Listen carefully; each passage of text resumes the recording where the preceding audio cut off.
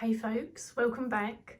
Today I'm jumping in on the only 10 mass market decks with the lovely Garden Goddess Tarot and Rose Honey Ritual. So I'll put both of their video links below.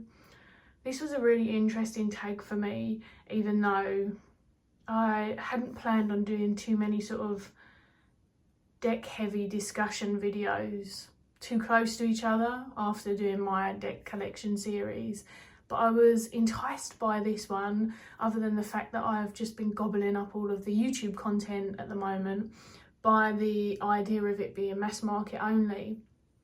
And I thought that that would make it quite easy for me, because I do tend towards my indie decks. About 80% of my rotation, I'd say, is indie deck heavy on a regular basis. Obviously all my decks get used, that's something that I've shared before, but yeah, I'm not as mass market deck orientated, it seems, in terms of like a regular basis. And a few of the sort of takeaways for me for this video, because I know everyone kind of nuances it in their own way, I was thinking very much in line with Thea, in that I was thinking about decks that are really like my go-to. I consider them all-rounders. I definitely approach this to like, what decks would I not want to have? Not just what decks might I recommend to other people, because recommendations really depend on your practice, especially with some of my favourites. I have 2 honourable mentions, maybe 4, I don't know, we'll think about it. I don't usually do honourable mentions, I like to stick to the number, but I will share part of the process as we go along. And also, before we dive in, you're not going to see the Wild Unknown Tarot. And the reason being is my copies of the Wild Unknown Tarot are indie copies. So whilst it is a mass market deck, mine are not. And therefore, that gave me an out. And I am going to accept that out, because this was more challenging than I thought.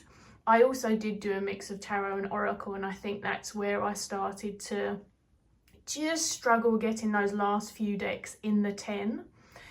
Now, if you've watched either of their videos, then you'll know that they gave people like an out for if it was the Rider-Waite-Smith or the 𝗨, because they were considered like givens for most people. Now, what's really interesting is, whilst of course the systems have been impactful on my reading, they aren't givens for me at all. If I had 2 givens and they weren't included, then I could have done this in 10 at a push. So I just wanted to add that. And these are the decks that, if you've known me for many years, then you'll probably think of me, if you think of me at all, of course, when these decks are mentioned, because they're the ones that I grew up with. They're the ones that I've had since like the 90s. So they are my givens, but I have included them in the 10 and not the honourable mentions.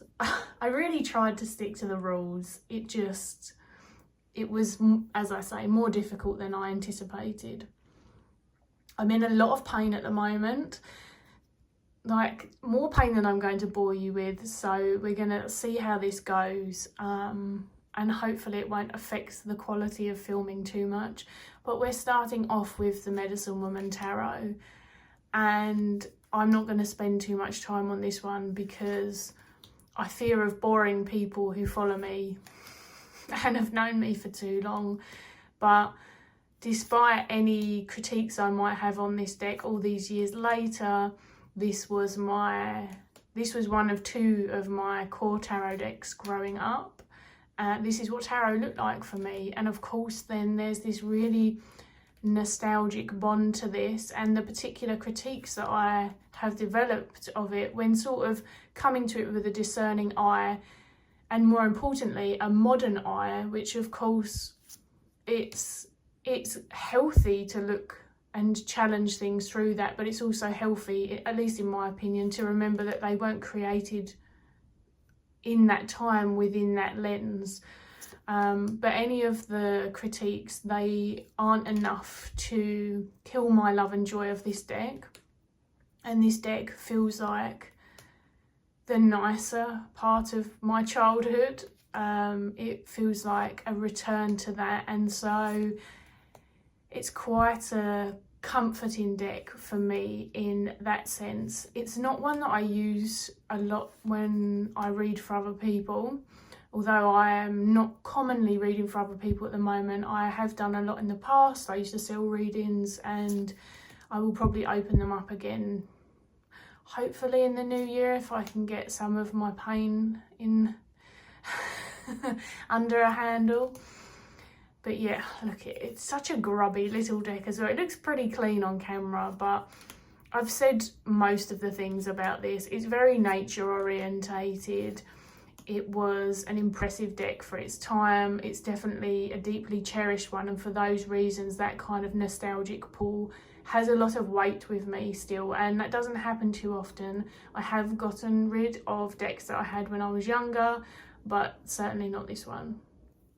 And then we have the medicine cards, which they're not really its counterpart, but for me they are, because I grew up with this and it was there when my first moments of my animal connections and my sort of desire to study animals and help wildlife and improve their circumstances, and all of those things were kind of budding away in the background.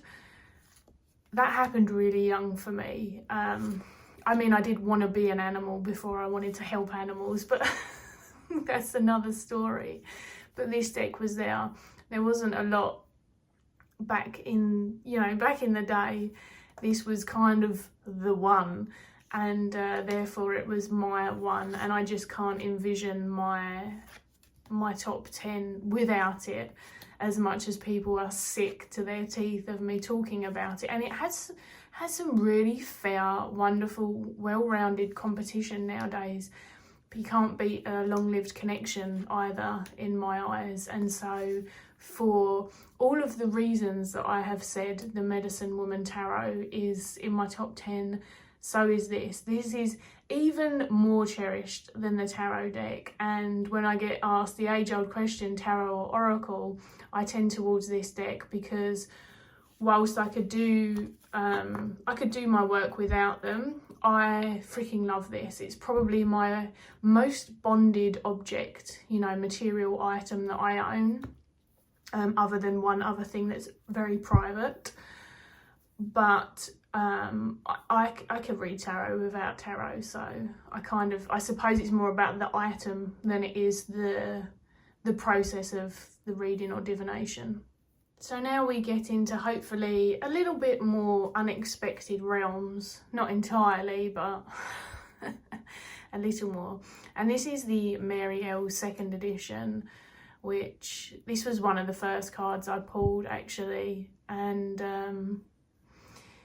it gives me both Morrigan vibes and Odin vibes for very different reasons. But at the time I pulled it, I was having some Morrigan related dreams, and it was kind of an intense it was kind of an intense thing that was going on. And that's one of my experiences with this deck, is that it I've spoken about this before. I think that there's this weird thing that happens, at least in the way that I believe and approach tarot, in that there's this exchange where we give the deck a personality in the way that we read, in the way that we translate the artwork, but also there's the core that it was made from, the artist's intent, the hope of what they were trying to kind of evoke within us, and those two things have this wonderful dalliance together, and they come out in our personalized relationships with the deck. So I'm always trying to find ways to finesse the wording of this, and I just don't think I will. It either sounds like I'm personalizing the deck, or I'm just saying it comes from me, and I don't know how to describe that sort of middle realm, that almost animistic transference and like energy that we tap into. But this deck, 𝗺𝗁𝗄𝗄𝗃, is basically what I'm trying to say. In my experience, some really evocative, just on point, couldn't and hasn't been beaten. And whilst I do have breaks from working with it, probably for that reason, I've never really consciously thought about it. I just, once it's out, often it tends to stay out on my altar and really dominate my readings for quite a while, and then I just have a break from it. There's no kind of conscious train of thought, but I'm on reflection thinking that that's definitely what happens. I enjoy the landscape of this because the landscape feels like a meeting between a dream and reality, and I find that to be quite sort of sumptuous. It feels like being in the liminal, it feels like wandering thresholds and diving into the other world and then coming back. It feels like it embodies the life and death cycles really beautifully. Some feel like people, some feel like sort of abstract spirits or entities or other beings. It's very diverse in its colours, in its representation, in its animals, in what touches reality and what looks more like myth. I can't believe that I held off from it for so long, and I really thought I would hate it. I really did. I'm even becoming fond of this, which it's not that I don't like the artwork, it's that it's the only card in the whole entire deck that's just purely, I'm pretty sure anyway, that it's just one colour and just various tones of that one colour, and you do not see this purple very often anywhere else in the deck either. And I've kind of become fond of it for that, because the disjointed feeling that I get because it doesn't match anything is very devil archetype in itself for me. Like, it gives me an itch that I can't explain. This, yeah, it's poetic. I could literally wax lyrical about it for ages. I love this card. It's inspired a lot of creative process for me and a lot of emotive process, as well as I can still do the analytical with it, but I feel like I can enjoy so much more and go straight there without the analytical being sort of the first trigger. I wish you could smell my candle because it smells freaking amazing. It's got some really delicate hues, or scents rather, and lavender is definitely at the forefront, but it has, I can't remember what it's got in it, but it feels like it's got a tiny little citrus uplift as well. So I managed to sneak this one in because I have both the indie and the mass market copy, and I was not missing out on including this. So this is the Antique Anatomy Tarot Ephemera Edition mass market copy, which is a mouthful. And if you are in the UK or buying from a UK or EU stockist, it's not even called that. It's called the Modern Tarot Reader, I believe. If I'm remembering correctly, the UK publisher rebranded it for some strange reason, and the artwork from the outside of the box doesn't do it justice at all. So just a heads up. But in my top decks, I couldn't not have a Pippish deck. Like, I couldn't. And if it wasn't for this, there's another one that's kind of Pippish, but not as tasty as this. And to be honest, because I've said time and time again, just on a superficial, I use the term superficial sort of lightly, because to me aesthetic can be more than superficial. It really depends about the individual relationship with aesthetics, right? I kind of get a bit irritated lately of the assumption that it's purely superficial. I understand why. I think media aesthetics has had a massive impact on humanity, but in terms of like the richness of a connection with artwork and how art can leave you feeling if you have an emotional bond with it, art is considered priceless, but then we turn to the term aesthetic and that kind of shifts, and that's not how I feel about it. So that for me is these kind of vintage, grungy, Victorian Gothic kind of, I don't know, pick your poison how you would describe this. I don't know, because sometimes I feel like I'm part describing the deck and I'm part describing Claire the creator. So it kind of, not so much the Gothic, but definitely the Victorian. Yeah, I really love that layer. And then surprisingly enough, I find this deck to be very, very chatty indeed, because it gives me so much room to breathe. It allows me to really embrace my approach to working with the numerology and the lovely way that I've formed that over time. It brings out a little bit of colour working occasionally, which is something that I really enjoy. It has that heavy sort of life-death cycle, like in your face constantly. I enjoy that. I find it to be a good representation of my practice, which might sound strange to people, especially with the body parts. Like, ever since I got so many chronic pains and things, I often think about my body in like parts and facets, and it's not always the most helpful thing to do, but unfortunately it's sort of pain drags your attention to places, and like trying to piece that all together again is something that I find I can do with this deck. Also, I actually did, and this is one of the reasons I'm thinking about opening readings again in the new year, but in a different capacity. I have a new tier on my Patreon that I named Sacred Space Sessions. Anyway, they can be many things, those sessions, but they can also be tarot readings. And my, I suppose, client, for want of a better term, who is on that tier, had a reading the other week. So we did a Skype reading, because free Zoom doesn't let you do an hour anymore. We did a Skype reading with this deck, and it's my first time actively reading with this deck for someone in person, and it was so good. And I'm not just speaking from my own experience, that was the feedback as well. We had a blast. It was chatty, but in a way where it didn't feel overwhelming. I mean, I think about 11 or 12 cards were pulled. It was an hour-long reading, and all of the things just synced together in such a beautiful way that I realised that this is just one of those languages that I kind of speak, you know, in deck terms. So it had to be in here, and I had to have something of 𝗪𝗏𝗄𝗏𝗄𝗏's in my 10. So next up is the Pagan Cat Tarot, and this one is because I can't not have a cat deck.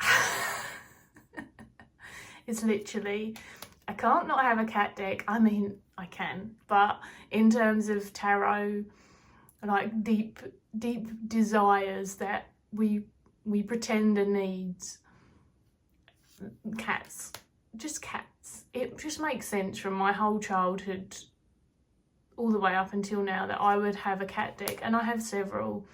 But this is my card deck, which again, people have heard about this time and time again. So instead of kind of reiterating what I've said about this, what I will say is, whilst this has some human facets to it, it's not entirely cat, you know. They're, especially with the 10 of Wands where we have them carrying the bundle, the human qualities don't really outweigh the cat behaviour for me. It feels like I've been invited into fey cat land, and I've always thought that one existed, right? That there are cats somewhere else living more like humans, or more in their own little fey environment, like that they know shit that they're not letting on. Yeah, I don't know. I get that from it, and it feels like that makes sense to me, even though it might not to other people. I flick through this deck and I see cats that I knew. And it doesn't have the same impact as a tarot. If that happened in a tarot, I wouldn't like it. There was a cat that we had when I was younger called Merlin, who literally, I should find the picture one day and share it, because he was the spit of this cat, the absolute spit. It looks like it was painted of him.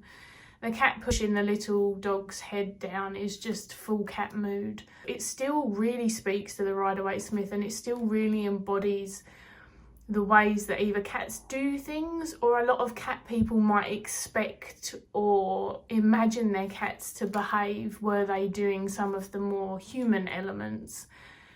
And I find that just fun, you know, it tickles my funny bone. It also is that sweet hug. And I think I've said before, as someone whose animal connections became very strong because I didn't have very healthy attachments with my guardians when I was younger, and I had quite a bit of childhood trauma as well. Animal attachments were a big facet. They're something I talk about with clients. They're something that I talked about when I had therapy, and we sort of pieced together my timeline through the animals that I had relationships with, which is something I don't think I've ever shared actually, but hey ho, we'll roll with it. And they were really important bonds. So I think that that's one of the places that I am entertaining slightly when I have, you know, those really extra special animal decks, and specifically cats, because when I was born we had 9, and cats have been loved by both of my immediate parents. I say immediate, I've got like bonus parents and stuff. And then like other family members, we're kind of cat people on both sides. I have some more tarot, but I am still trying to battle out what one gets to come in properly and what one is the honourable mention. So we're moving on to Oracle for the time being, and this is the Fallen Angels Oracle. One of the reasons that I felt like this is a must-have for me is because it has quite a lot of challenging keywords in it, and apparently I like to kick my ass with the cards. I find it to be very balanced. If anything, it's a little dark, if I'm honest. And a lot of the decks that mildly challenge its energy are indie decks. So if we're talking about mass market especially, this is queen of the domain, like ruler. And also I do work with various demons or fallen angels, like the deck calls them. I enjoy studying them as well, just from a more occultist perspective. So they're both in my craft and kind of just on a side interest, as it were. And then you've got the fact that aside from the very challenging keywords, which are occasionally repeated and some people don't like that, I've actually become quite fond of it in this deck, because if a keyword comes up like 3 times, because some of them are repeated about 3 or 4 times, not too often actually. There's a lot of cards in this deck, like it's a non-issue, but when they come up a few times, does it mean business? I only pull multiple cards from this deck if I'm working with it on its own. Otherwise I work with just the one demon that comes through, and then other decks or other workings are in play. But I do sometimes just pull a load out and see what it's saying to me, and we have those very difficult conversations, because, you know, readings aren't always uplifting, readings aren't always, neither's life. So at least for me, again, my process is that the cards reflect my approach and belief of what life is, and we're never promised comfort, right? I mean, I haven't had physical comfort in I don't know how many years, probably 8. And everyone has their challenges, and I don't think that makes them okay by any fucking means. but what I'm saying is that the reality of life is that those things exist. And of course, if you're in need of comfort, you get comfort in decks. You're not going to necessarily come to this. It's not about not having those decks. I have comfort decks. The Pagan Cats Tarot, definitely a comfort deck. I'm not into extremes or that kind of black and white, like, oh, well, you've said this, so it must mean you're anti this. But I definitely want a rich amount of decks that go into all of the, or as many of the facets as they can. And this one has some really beautiful uplifting words and energies in there as well. One of my favourites, who I work with a lot actually, is 𝗪𝗺. So yeah, if you're familiar, then you might kind of know that energy, because it's quite something. But I feel like it really goes into every avenue. It will go there with you, and the layers of the artwork and the places that it takes me make a lot of sense to me. They also just remind me of my grunginess and the things that I enjoy, and some of the little cliches as well. So that's just the icing on the cake. So next we have the soul cards. This is a soul cards 2, purely because I only have the soul cards 2. I've never managed to get a hold of the #1 copy, and if I did, I would likely just mix them all in together, because I love this deck. Now, this may be mildly repetitive for my Patreons, but because obviously for the rest of you it's not, I will say that this deck has been a very powerful part of my practice in terms of embodiment. But it was actually birthed from my work with clients in therapy.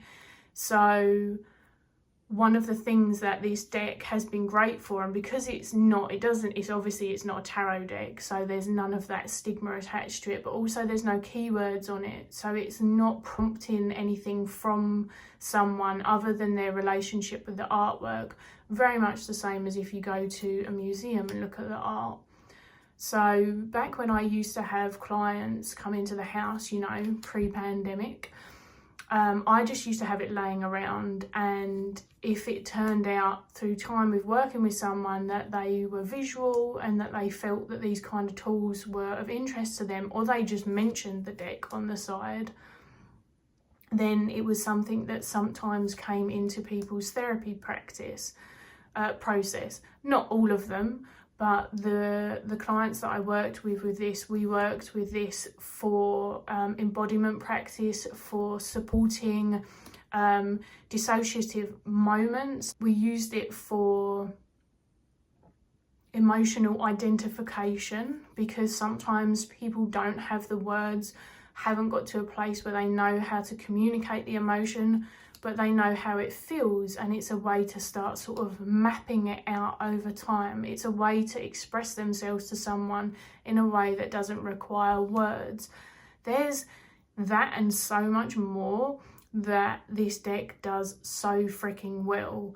And I know a lot of other therapists who use like random tools that the people probably don't know that it's called an oracle, or that there's all these other oracles out there. It's just this thing, you know, the clients go, their therapist has this thing in their therapy room that's part of the process. And especially because not everyone is an artist themselves in a way where they want to draw or journal or anything like that, external prompts can be great.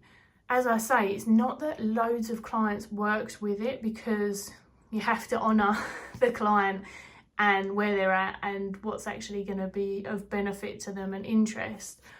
But for those who did, it was really powerful, and that's definitely reflected in my own experience with this deck as well. Storytelling, journeying, meditating on a card, using it to express something that I am unable to fully you know, communicate to other people, because it's such a felt experience and they can be so individual. And what this card means today might change tomorrow and the next day and the next day. And sometimes people notice the shapes or the faces or the colours.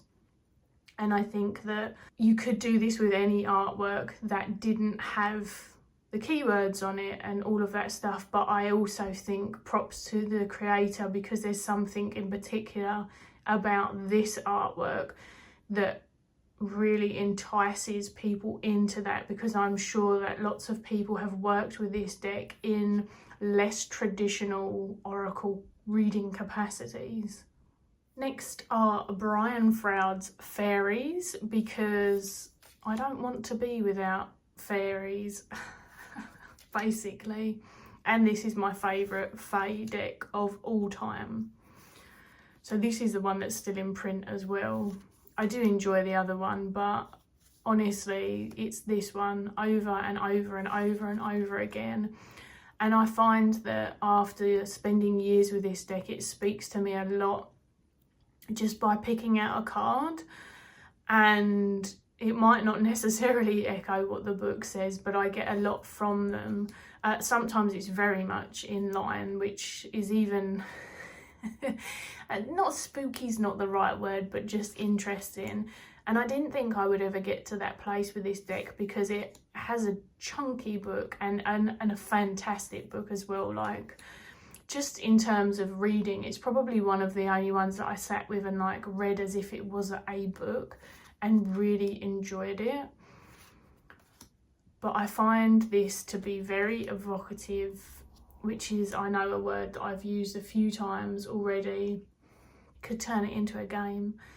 It's very life infused. It feels real. It's got a... Someone said to me earlier that when they looked at my altar, they felt like they could feel the buzz from it, which was a lovely compliment. That's how I feel about this deck.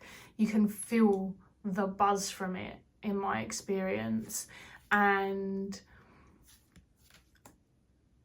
I feel like they're things that I've seen out the corner of my eye, and things that I've seen in my dreams, and whispers that I've heard, and echoes in the woodlands. And it's just a whole mood that I really love, and I feel like it was created by someone who has a deep reverence for them. So it makes all the difference.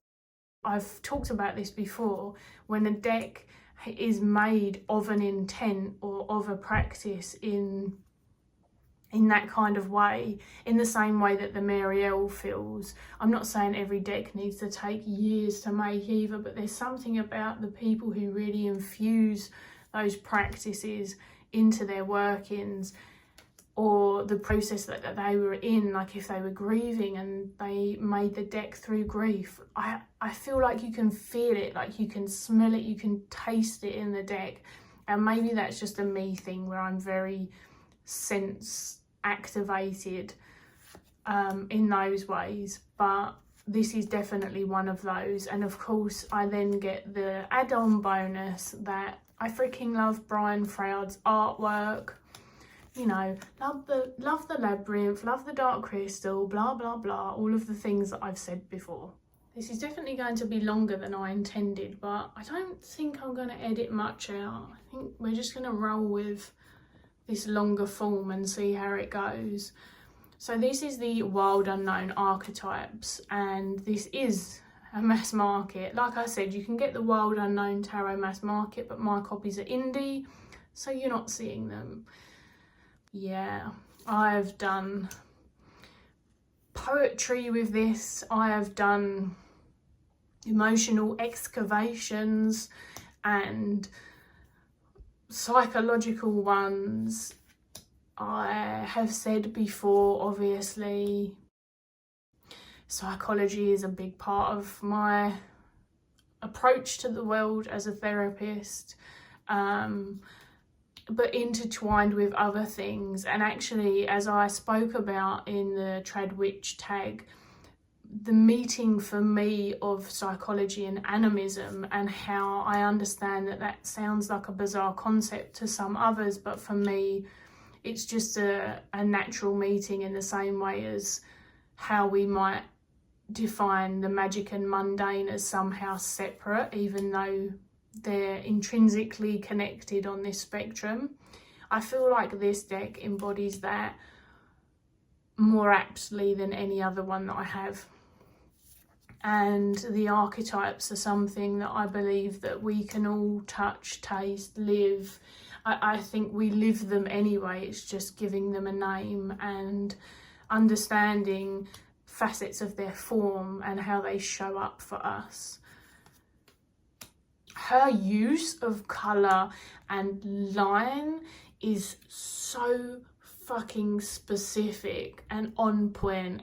And if anyone's on my Instagram, they'll know from following me that often I will work with just the one card and really get into it. Sometimes even working with the card singularly and then pulling cards on and around it later, and like continuing to kind of flesh it out and return to it. That's one of my favourite ways to use it, I suppose, as it stands. I don't think I've pulled several cards. I could be, I could be lying by accident, but as far as I'm aware, I don't. And I think Thea said something very similar in her video. I do feel like it lends itself to other decks beautifully, but it's like, I don't know, it's the boss, it's the centre of attention, or at least it's the sort of existential way that the energy is encapsulated in that moment, and then you begin to finesse it in smaller ways until you get all the way down to like the microcosmic facets. We're now at that point, and I still haven't picked between these two as to what one gets 10 and what one gets honourable mention. So as I think about that, I will add that obviously this is as it stands of now, and there's definitely going to be challenges to this 10. Okay, let's not make it too serious. We've picked one. Fuck it. This is the Raven's Prophecy Tarot. It bumped out a very other important deck in my practice, but in this very moment, I think if push came to shove for some weird reason, I think I would have leant towards this one, and that's the best that I can do for you. The Raven's Prophecy Tarot is my other Pippish, but in a very different way, right? I'm not even sure that Pippish is the right term. It's kind of scenic and then it's not. It's very focused in on a particular moment or a particular symbol with not a lot else in, we're only in the foreground. The rest of the environment, the rest of the story, it's almost like it's so unimportant and it doesn't exist. It's just that moment. And this deck was one that I read with, which I've said before, for a really difficult period in particular. And I think that its visual approach and the very isolated way that I experienced the artwork, and the blood and the bones and the ravens, and then these kind of hints at someone or something, but it's not really there, gave me a lot of breathing room to do that with this deck. It feels like another one that encapsulates moments that I just don't articulate well. And I've done a lot of fun work with this over the years. I can't remember what tag I was doing on Instagram, because this is going quite a way back. You'd have to, on Instagram I've got zillions of posts. I don't delete them, so in terms of how long I've been sharing tarot stuff, I think you're going back to 2016. So I'd imagine I'm talking about 2017 or 18 perhaps. I did a challenge with these and I pulled cards and I tried to like mimic what I was seeing in the cards. So if there was thorns, I'd go and take the picture by the thorns. If there was a hand with all of these symbols, I would draw them on my hand and then hold the card so you could see the symbols on my hand. I don't know, I just like to be creative with the tarot as well as do all of the psychological, emotional process. I like to have fun with them too, and that was one of the ways that I did with this deck. And I think that in itself, I just had it for such a long time that we definitely bonded. I'm still in the process of reading the damn books. I'm so slow. I keep prioritizing other books. That's basically it. But you clearly don't need them to read with this deck. And I feel like they're more kind of adjacent to each other than that. This isn't necessarily just telling the story, but I don't know because I haven't read all of the books, so no spoilers.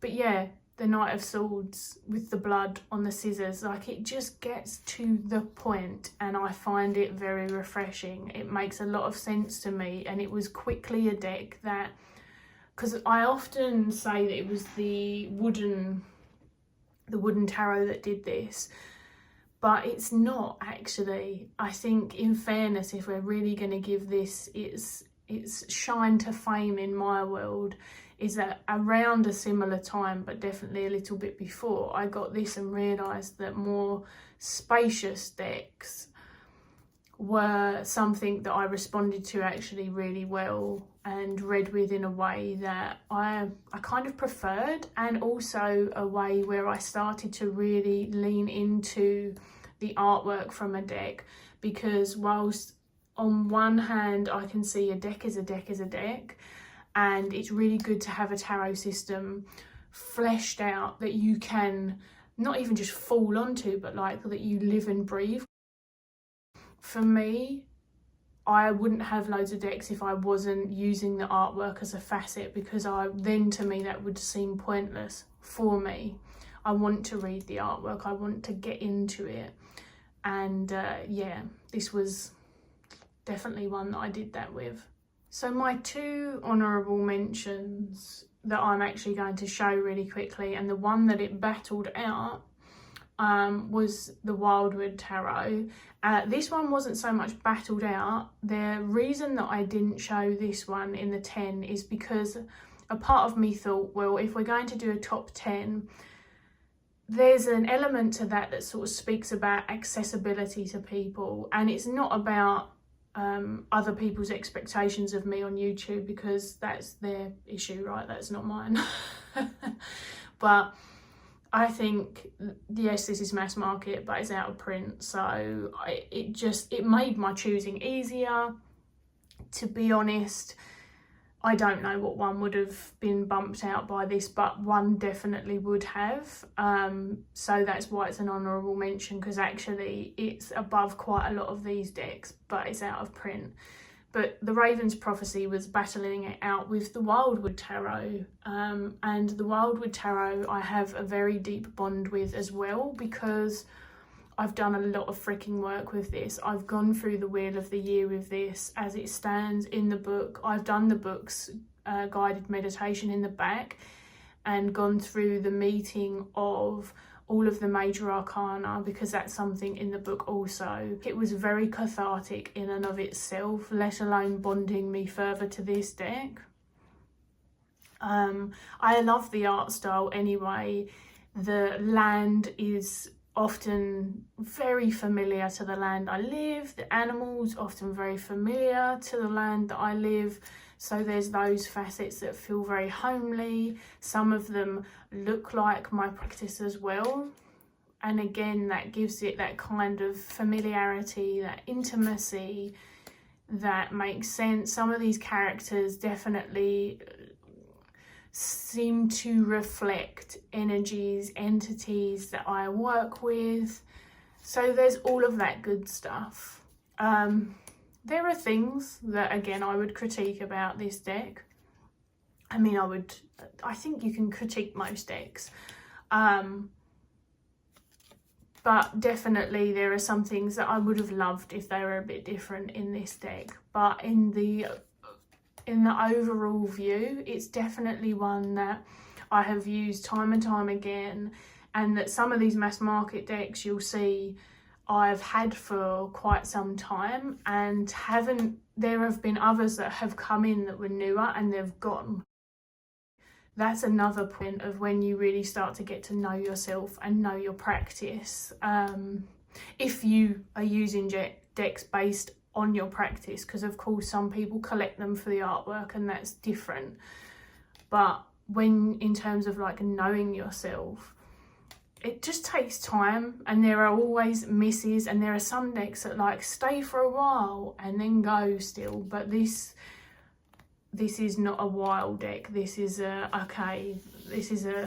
stayer. And this, which is out of print, and the reason and only reason why I didn't put it in the top 10, but it of course is getting an honourable mention, is the Animal Wise Tarot, because I love animal tarot decks, and on getting this one I wholeheartedly fell in love.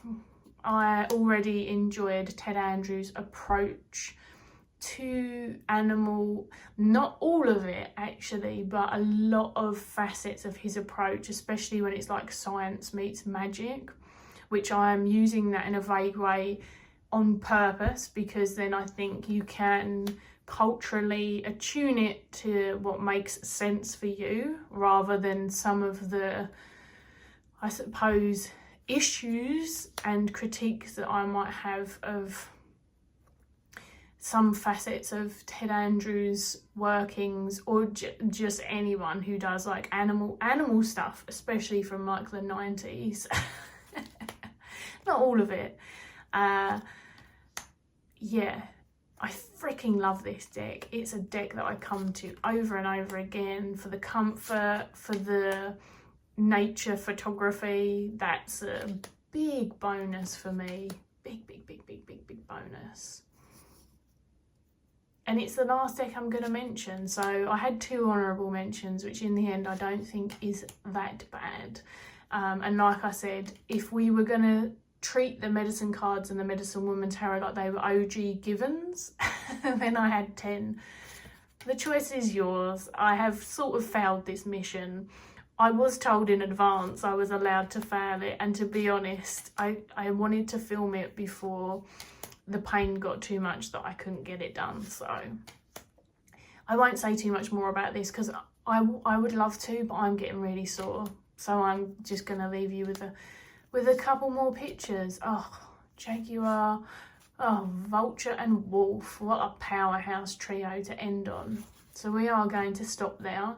And to thank them for this interesting revamp of the tag, I actually have had a lot of fun with this, and have managed to not quickly, but succinctly get my stuff together and record it, which is always a bonus. Thank you for hanging out. If you are joining in this tag, then let me know you've done a video. If you want to discuss stuff in the comments, go for it. And if you want to share what you would pick because you don't have a channel, then also do that in the comments, and I will catch you all again soon. Bye.